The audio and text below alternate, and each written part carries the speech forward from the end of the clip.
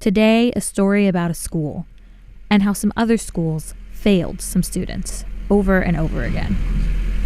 I used to have this history class, and one of the vocab words was reservations. And like a bunch of these kids just didn't know what it was or like the definition of a reservation. And it's just like, I've lived on a reservation most of my life.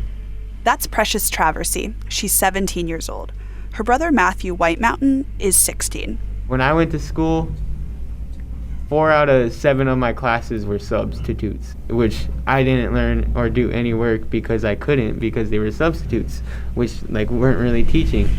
And their sister, Alana LeBeau, is 17 too. I was bullied for how dark I was, and I was never called Native American. They thought I was black or Mexican, and they would make so many racist jokes about it. Matthew loves skateboarding. Alana loves reading. And Precious, she loves hanging out with her family. They're the kind of siblings who are also best friends, laughing and joking the whole time we talk to them. We met them at the Standing Rock Reservation in South Dakota, just outside of the biggest town, which is actually a pretty small town of 569 people, according to the 2020 census. It's called McLaughlin. It was a Thursday afternoon, and they left school to come talk to us. We sat on the dirt floor of a domed structure facing each other. The air smelled like cedar from all the fresh wood around us, and you could see bright blue sky through an opening in the roof. Outside, the wind was kicking up dirt and dust everywhere. But inside, it was warm and peaceful. The serenity of the space didn't quite match the stories we heard from the kids about all the schools they'd been to in communities around South Dakota, on and off the Standing Rock and Cheyenne River reservations. A lot of Dupree kids, they really think because they live on the res that they have a right to make fun of Native Americans and stuff. So recently they made a video of them dancing outside a gas station, just making fun of us. Down in Eagle Butte, everyone's they're in that mind frame of they're just stuck there, and there's no good on the outside world or on the reservation just because how they've been treated in their life and what they've seen. During ball, a lot of Native Americans struggled to play it in Dupree because they were being harassed by white people and white parents because they were better than their white kids. A Native American can't be better than a white kid, or else they just get sat on bench. Both of these schools are on the reservation. Dupree High School has an enrollment of about 100 students. Around 87% of those are Native, and 10% are white. So being at a majority Native school didn't make that much of a difference. Yeah, they were getting bullied on the reservation and off, too. But maybe worse than that is the indifference these kids said they experienced from the adults around them. Alana remembers one teacher. And she handed us these big old Lakota books, and she was pick 10 words and write the definition out and then just leave it on my desk. So we did all that, and then she just she looked at it and she counted how many papers were there, and she just threw them away. Didn't bother to look at the words we wrote. She just counted to make sure we did it. Going back more than 100 years, education for Native kids has been like this, which brings us to this question. If you've tried many, many schools, and they all suck, where do you go? I'm Christina Kalla. I'm Sequoia Carrillo. And this is Code Switch. From NPR. It's a warm, sunny day. You could paint the whole scene with mostly yellows and browns and bright blue for the sky. And just outside McLaughlin, down this dirt road, well, actually, there isn't a road at all. It's just dirt. There's this big brown mound jutting out of the earth. A brown mound that will soon have a neighbor.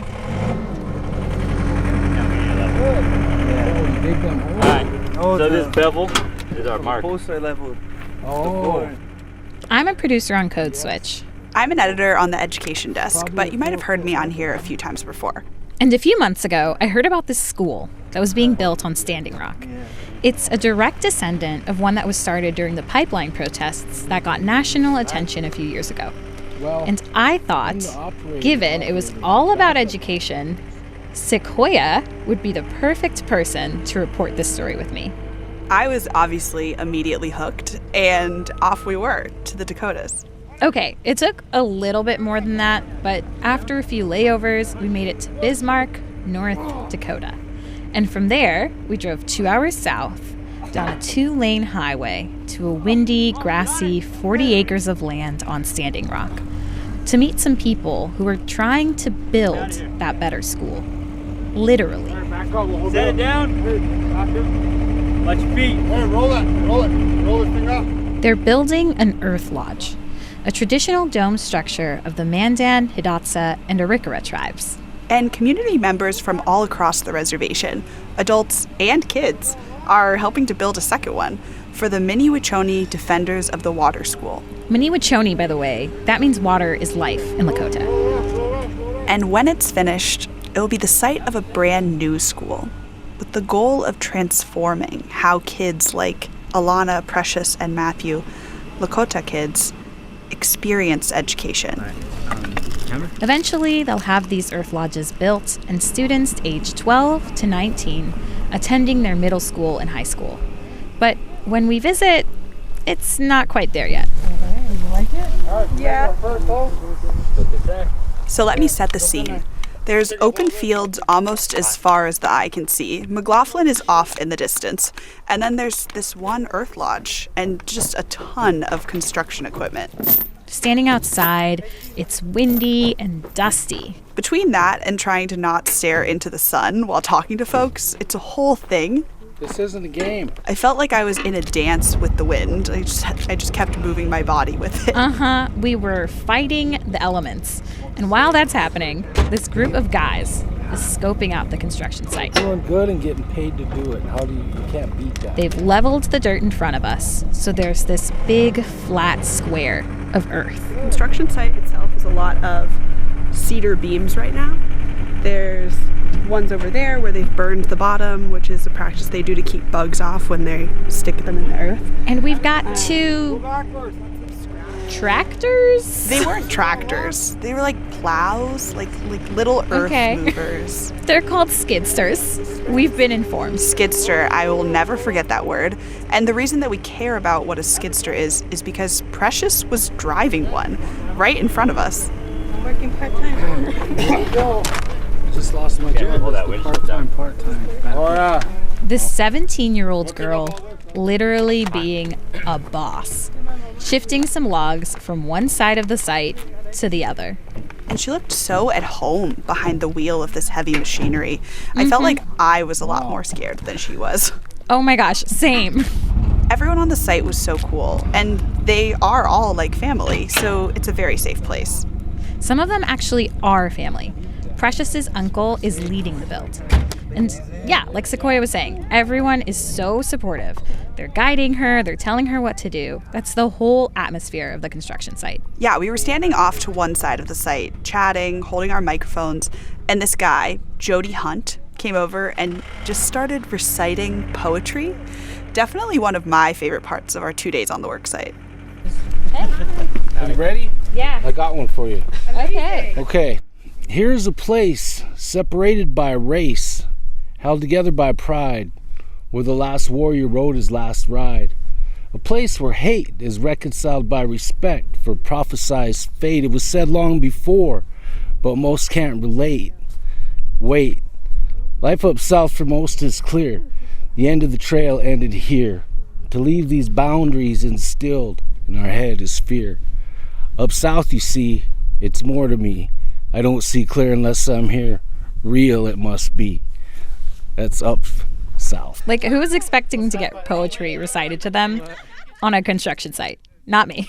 And it was Awesome. pretty good. It was like good poetry. Yeah, it was. And you know, the fact that the kids are participating in the building of the school site where they'll be learning, that's a part of the philosophy behind Mini-Wachoni. It's like aunties, uncles, parents, like we're all parents and we're all like you know, have our children who struggled in the school systems, and we're all saying like, we're smart as hell and we're educated up the wazoo and we have degrees up the butt. Let's do it. We already know this. We know their way, we know our way. Like, we can do it. That voice you just heard is Kimamila Locke. Kimamila is a veteran teacher with a master's in education. an activist, a mom, and more recently, a co-founder of the Mini-Wachoni Defenders of the Water School. She's part of a team of about 6 who've been working on this for years. Kimamila and Elena Eagleshield, we'll meet her later, have been leading the charge and have decades of experience between them as educators and as carriers of Lakota culture. And Mini-Wachoni really turns this idea of learning upside down. It was a dream that first formed 5 years ago during the movement against the Dakota Access Pipeline, or as they call it, No DAPL, when thousands of people lived in a big camp here to protest the pipeline. I feel like we had the real privilege of witnessing it at camp. I wish there was a way to translate Wo'uspe, because it's not education. Wo'uspe is a state of being and knowing, and you're learning. Like you're becoming in a state of learning all the time. When we first met Kimamila early that morning, she pulled up in a car with a dashboard and back windshield entirely full of sage. And she had some behind her ear, too. Nice to meet you. Oh, sorry. She steps out of her car, pulls up her sunglasses, and starts laying out what we're going to be doing. She set up some meetings for us at the Earth Lodge on the school site, and people will be coming to meet us there over the next few days. She's wearing jeans, a blue t-shirt, and a hoodie. Her hair is pulled up in a clip, and even though she's dressed casually, she instantly commands attention. Yeah, she has this kind of seriousness to her, but she's also cracking jokes the whole time. Everyone had their own spoons in it. Spoons and forks, dig a hole.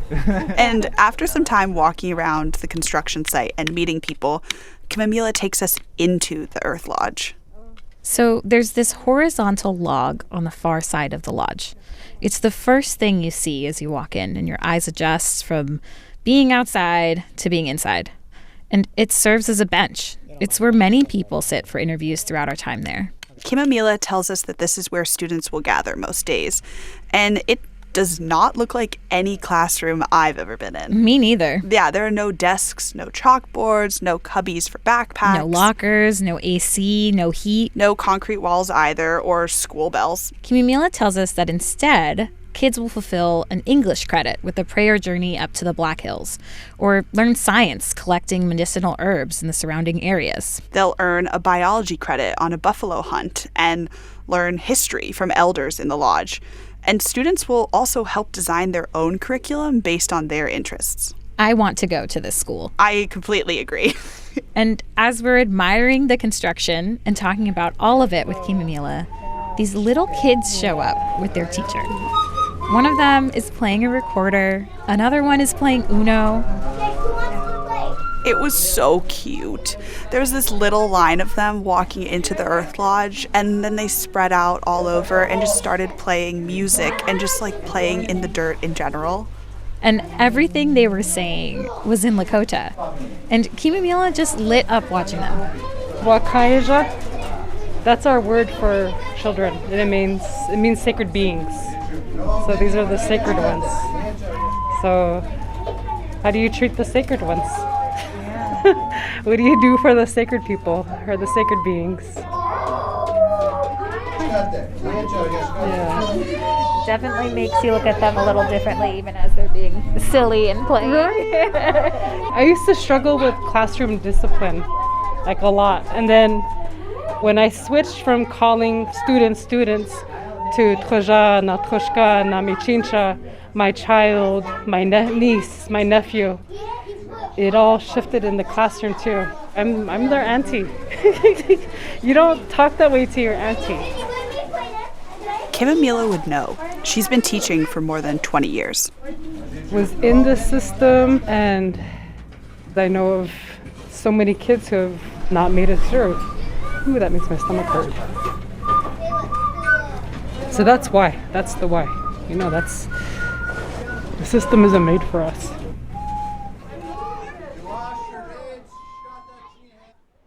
When she says that the system isn't made for Native kids, I mean, we have the receipts.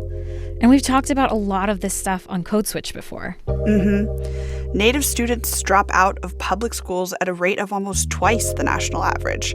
And for most of U.S. history, the government has actively been trying to erase Native identity. Like with residential schools, Also known as boarding schools. established in the 1800s, kids that attended those were punished for speaking their languages or openly practicing any of their culture. And then in 1883, the Code of Indian Offenses fully took away the First Amendment right to religious freedom for all Native people. So they went underground. Yeah, until 1978. That was the first time Native parents could choose legally not to send their kids to boarding schools. Thanks to the Indian Child Welfare Act. That same year, with the American Indian Religious Freedom Act, they got the right to practice their religion openly. Rights every American is supposed to have. So for this community, starting this school isn't just a matter of building a new space. Building a school like this in a Native community That is Native run, with Native teachers, that teaches in Lakota and incorporates cultural practices. it's a huge deal. It's a matter of taking ownership of a culture, history, and way of being that was stripped away for hundreds of years. This school represents an effort to get back to those traditions. 5 years ago, during the No Dapple movement, Native parents and teachers imagined a different model of how school could not suck for their kids. Through the school, we made it okay to just be who they were every day. After the break, how the Standing Rock movement showed the Lakota what sovereignty could look like. You guys ready to break the law with me? And how they're bringing that power to the classroom. Stay with us. This message comes from NPR sponsor Best Fiends. Why put off having fun for that so-called free time you keep hearing about? You already do enough to earn it. Best Fiends is the mobile puzzle adventure game that gives you a little fiendish fun anytime, anywhere. Customize your team of characters and find even more ways to win with year-round events. Download Best Fiends free today on the App Store or Google Play. Plus, get $5 of in-game rewards when you reach level 5. That's friends without the R. Best Fiends. Sequoia, Christina. Code Switch. So when you cross this bridge, you're leaving Standing Rock.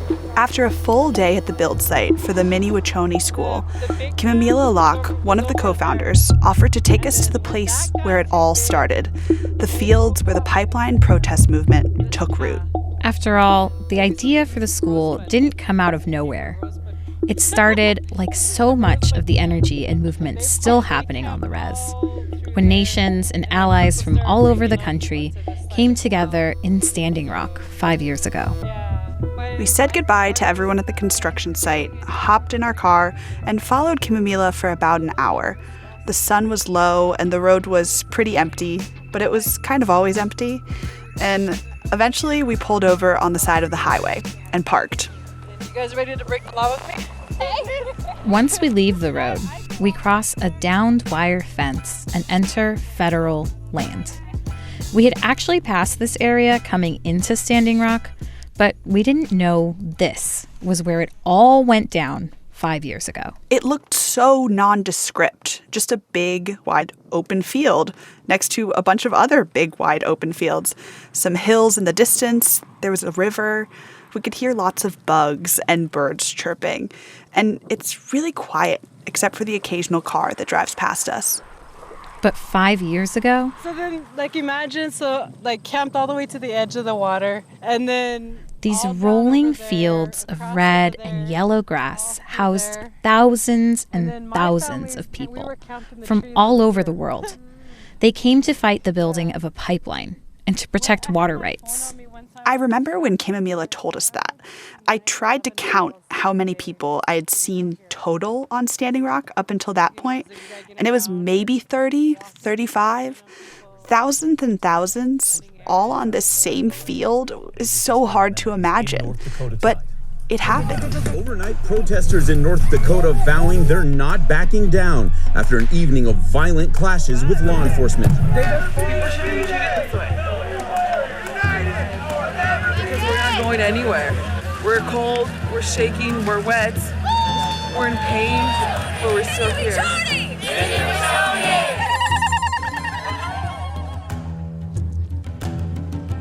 So this was Flight Road That's where they put all the streams of flags. That was like the main entrance. What they call Facebook Hill, that was Facebook Hill. That was the only point that we could get any access to our cell phones.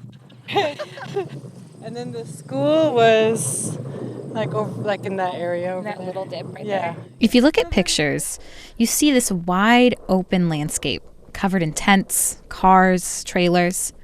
At its peak, it was North Dakota's 10th largest city, complete with a horse track, kitchens, medic tents, and a school, Maniwachoni.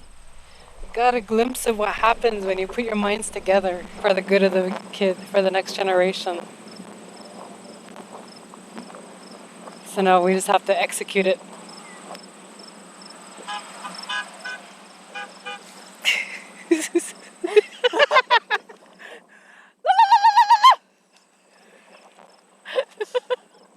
I wish I could take you all to that moment you just heard. We were standing with Kim and Mila in the middle of this wide open field. It's peaceful and quiet, and then this beat-up pickup truck drives by, honking like mad, and the driver just raises his fist out the window towards us. It was like, yep, we're still fighting. We'll never forget that miraculous thing that happened here. And there's this feeling of taking that energy forward, too. The movement at camp brought people together from all over the world in solidarity. But it also connected people from around Standing Rock in a new way, like Kimimila and Elena Eagleshield. Elena is one of the 6 co-founders of the school. On our second day out at the construction site, Kimimila introduces us. She was the one that, like, a lot of the aunties and uncles were, like as she was going around, they kind of had a lot of conversations, and she pulled a lot of us in. Hey! That's exactly what happened. Yeah, so Elena Eagleshield. Elena is on the shorter side and full of smiles.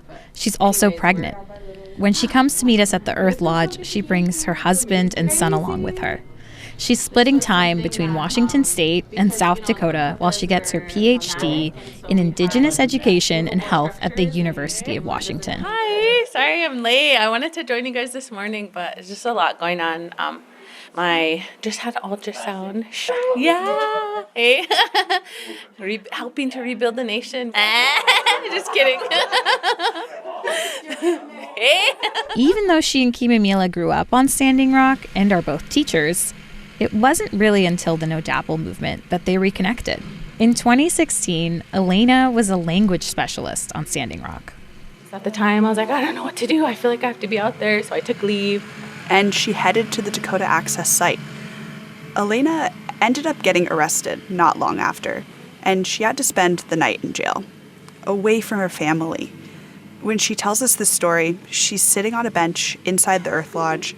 Her young son stays close and holds on to her. She comforts him as he comforts her. Not long after she was arrested, some more people from Standing Rock set up camp. As the campsite grew into the hundreds and then thousands, Elena kept going there almost every day after work and eventually started organizing visits for students. After some time, more and more aunties and grandmas were like, hey, what about our kids? We know that the first thing the government comes after is our kids. It's almost, it's the end of August. School's going to start. They're going to want to make our kids go to school. So what do we do next? Elena and others didn't want their kids back in school, away from the movement where they were learning so much, in real time, about their culture. So she established a school on the Osheti-Shakowi campsite, where kids could learn side by side as the movement was unfolding around them. She helped parents fill out homeschool papers, something she already did for her kids. And she started to set up a curriculum they could follow. I was like so Western at the time because I was like, okay, 9 a.m. slot, got you down. 10 o'clock, cool. Tuesday, cool. Never worked out that way. Oh my gosh. Eventually, students from all over the country who were participating in the movement ended up traveling between different tribes' camps to learn from elders and tribal members. They'd also go down to the water and pray every day. But even the students weren't ready for this new type of school. So through this school, we made it okay to just be who they were every day. Because even in the beginning, it was like everything was funny. You know, if we talked Lakota, if we said a story, they're like, we don't talk to animals, or that's not true. You know, they would say things like that. And then by like the first week, they were like asking to pray. Almost a year after the first people from Standing Rock decided to camp, the governor of North Dakota told water protectors they needed to leave. The movement lost. Yeah, I remember that day really clearly. I'd been following the movement for months along with other Native students at my college. And when people were forced to pack up in the snow, it was incredibly heartbreaking. And then construction for the pipeline just continued. And then in June 2017, oil started flowing through a completed pipeline. It's gone back and forth in the courts since ultimately a judge ruled that the company behind the pipeline needed to complete a thorough environmental impact review, which they skipped the first time around, but that the pipeline could keep transporting oil in the meantime. I remember when President Obama halted construction on the project. Then when Trump came into office, his administration started it up again. And people were really hoping President Biden would reverse that. But he hasn't. It's with the Army Corps of Engineers now. And most people don't think about the pipeline fight as still happening in the Dakotas. But on the Standing Rock Reservation, it's very present. Mm-hmm. And it was during the weeks and months and years after what everyone thinks of as the movement that the ideas gradually took shape for the school that's coming together some 50 miles from the campsite. We just had to believe that there was spirits and this was real, and the ceremonies that were happening and the prayers that were being put out were real and were there. And so they always told us too, like, it's not seeing is believing, it's believing is seeing. And sitting in the Earth Lodge with little kids running around us, we were starting to see it. I'm hoping to be like a translator for stuff that we're already doing. We're reclaiming our lifeways by building this Earth Lodge. You know, we're reclaiming our language by just calling each other by kinship terms. We're reclaiming our ceremonial practices just by offering food and offering tobacco or smudging whenever we get on the road or when we pray for somebody. And so I really do feel like, I don't feel like education is everything, but our education is, if that makes sense. But a lot of getting a school up and running is less exciting and more logistical. Kimimila and Elena have been working with other co-founders to write up a budget and secure their own funding. They don't want any state or federal funding, so some of that is coming from grants and private donations. Right now, they said they have about $200,000, which is a ton of money, but it's less than half of what they need to get the school going for the coming school year. So even though money is still a bit up in the air, there's a lot that is working. Yeah, they've figured out a system for granting middle and high school credits that works for them. And they've developed a 2-year course that will focus heavily on buffalo and, of course, Lakota language and traditions. Elena and others also wrote a book about their experience teaching at Standing Rock. And the founders have been reaching out to build a network of support and expertise. Educators and activists and funders who also focus on creating new education models for Native students. Elena, Kimimila, and the other 4 co-founders behind Mini-Wachoni really want this school to give students a place to feel safe, but also challenged and fulfilled. But now the question is, what does that look like in practice? In many ways, the team has accomplished a lot of what they wanted to do. They presented their plan for the school to the tribal council, got approved for a 30-year lease on 40 acres of land. That's the land we visited that the Earth Lodges are now on. Mm-hmm. And they pulled their first students out of public school and are actually integrating their ancestral practices into their curriculum. Like they recently took the students on a pilgrimage or prayer journey in the Black Hills to teach ceremonies and live history rather than just read about it. But one thing is still very up in the air. We ran into, struggles like raising money and not having the state funds, the federal funds. We decided we don't want that because then that gives regulation. If we want to be sovereign, we have to have our own money. We have to raise our own money. the school still isn't technically open. Right now, these first few students are functioning with a modified homeschooling model in preparation for their official opening this fall. And for a while, Kimamila, Elena, and the other founders didn't quite know how to grade the students or prove they were meeting state standards. The state standards are the most basic. Like math, science, history. That's the most minimal. So this is a much higher standard, much higher education. Kimamila believes that her school will be going above and beyond those state standards. And now they're accredited through the Commission for Osheti Shakoi Accreditation. This commission works to offer a more culturally relevant education to Native kids, and they've set it up so other schools like Mini-Wachoni can also apply for accreditation. So it's essentially their version of a high school diploma. Exactly. It really looks like the school is becoming real. And they have a whole community behind them making it happen. As we hang out at the site over 2 days, so many people drive up and stop by to visit, almost like they can't believe it themselves.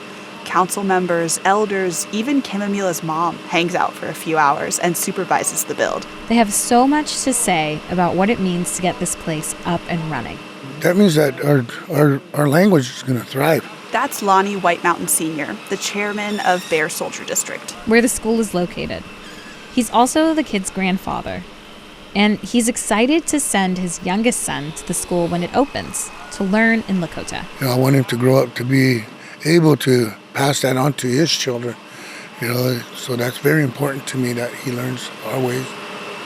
So many people on Standing Rock kept telling us over and over it's not just about a new way of learning or preserving their language even. It's about creating a whole new generation of rezzers. Here's Elena. We're all rezzers, and for us to be like coming together for something like this, it's just so beautiful. So what's your hope for the next generation? What do you want your kids' generation to look like? Mm-hmm. For me, what was so pivotal about the Water is Life movement was that we got to experience things that we've always heard our elders talk about in like real time and real life. But I remember thinking like, wait a minute, we don't have to ask for permission. We could just do this. And that's what I want for our kids moving forward. I want them to know that who they are is enough, and know that what needs to be done in the communities is up to us. This question of what's next is one everyone's thinking about. And on that second day, when we got to talk with some of the students who will be going to school here, we asked them about their hopes for the future. What do you guys dream of? This could be like a job, this could be like a family. What are your dreams? They were all sitting in a line on the bench in the lodge, and we were on the ground. And Alana started first, then their sister Chris, then Matthew and Quentin. I grew up in I was from house to house all the time. I never had one secure home. I was always moving around, and then I just kind of built this anger up, and then I found out recently I really like to write poems and stuff, so then that's the way I release my anger. I hope I can write more poems and then bring more awareness to Native Americans. After I graduate high school, I plan on going to Kansas University, and so after I graduate college, I always wanted to be a Native American author and talk about our culture in the books. After I was anything you could do at a skate park, basically. When I was a kid, everybody would go to the skate park, but now you only see 2 kids there. I'm more of actually going to a college, and then actually going out and then doing good in the world, and then giving back to the community and give more activities to do around the community, like how my parents are doing with the teen center and the school and everything. After a while, Chris, Quentin, Matthew, and Alana pile into the van they came in. Chris is on the volleyball team and can't be marked absent if she wants to play in the game later that afternoon. Precious stays behind, ready to work on the second Earth Lodge. Within 2 weeks of our visit, it'll be finished, right next to the first one. And in the meantime, word of this thing being built is spreading across the community, and more kids and community members are coming by and joining in. A movement, 5 years later, is still growing on Standing Rock.